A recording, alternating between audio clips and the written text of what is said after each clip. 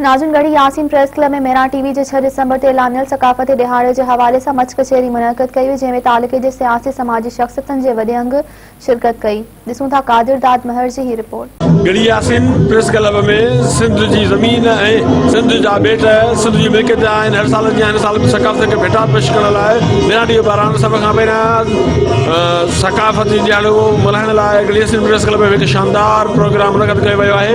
अचो हिते आयल महिमाननि सां ॻाल्हायूं त मेरा टीवी पारां हिन सकाफ़ती प्रोग्राम खे सभ खां पहिरियां हिते आयल उनवान हेठि इनखे कीअं था मल्हाइनि। मूंखे इन ॻाल्हि ते फ़ख़ुरु आहे त असां अहिड़ा ॾियारा मल्हायूं था जंहिंमें असां पंहिंजी हिकु सकाफ़त खे महफ़ूज़ कयूं था, जंहिंमें टोपी अजरक आहे, जेको असांजी शान, जेको असांजो मान, जेको असांजो मर्तबो, जंहिंसां असांजी इज़त आहे ज़िंदा रहण सां ई आहे। हीउ जसो आहे प्रेस क्लब गढ़ी यासीन खे जहिड़ो प्रोग्राम कयो आहे पंहिंजी सकाफ़त ऐं कल्चर खे उजागर करण जे लाइ। हीउ तमामु सुठो अमल आहे। इन सां पंहिंजे रिवायत, पंहिंजूं रीति रस्मनि जो जेको आहे सो तारुफ़ थिए थो। प्रोग्राम आहे तव्हांजो जेको तव्हां हिते अरेंज कयो आहे तमामु बहितरीनु। हिननि सां सिंध जे माण्हूअ खे हिकिड़ो प्लेटफॉर्म थो मिले त जंहिं ते पाण में गॾिजी सघनि, मिली सघनि। हर माण्हू पंहिंजे ज़ाती मसरूफ़ियतुनि में आहे, जंहिंजे करे मिलणु जुलणु नथो थिए। तव्हां दोस्तनि जी हिकिड़ी तमामु इहा वॾी महिरबानी आहे जो इहो हिकिड़ो प्रोग्राम अरेंज कयो अथव, जंहिंमें असां सभु दोस्त ॿाहिरि पाड़े ओड़े वारा गॾु थिया आहियूं। सिंधी मीडिया पंहिंजो हिकिड़ो ख़ूबसूरत किरदारु निभाए रही आहे सिंधी सकाफ़त खे सगारो करण जे लाइ ऐं अॻिते वधाइण जे हवाले सां।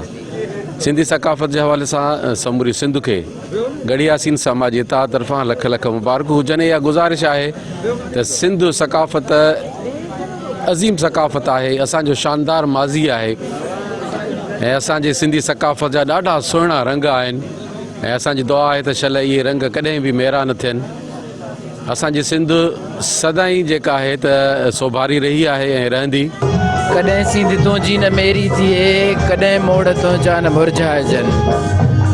जीअं त अॼु गढ़ी यासीन प्रेस क्लब में मेहरान टीवी जे ऐं सभिनी चैनलनि जे हवाले सां एकता प्रोग्राम जो हिकिड़ो प्रोग्राम रखियो वियो आहे ऐं तमामु हिकिड़ो ख़ुशीअ जो ॾींहुं आहे। ऐं असीं हिनखे क़ौमी ईद जे हिकिड़े दिहाड़े जे हवाले सां मल्हाईंदा आहियूं। मां हिते ॿुधाईंदो हलां त हिन महिल ताईं कंहिं इहो असांखे न ॿुधायो आहे। सिंधी लिटरेचर में इहो वाज़िह थियलु आहे त अज़रक लफ़्ज़ जी माना आहे, अरब में अदरक खे नीरो रंग चयो वेंदो आहे। अजरक जेको मुंहनि जे दड़े मां 7000 साल हिकिड़ी तहज़ीब याफ़्ता क़ौम जो हिकिड़ो ओहञाणा निशानी आहे। 7000 साल हिकिड़ो पुराणो हिकिड़ो निशान आहे।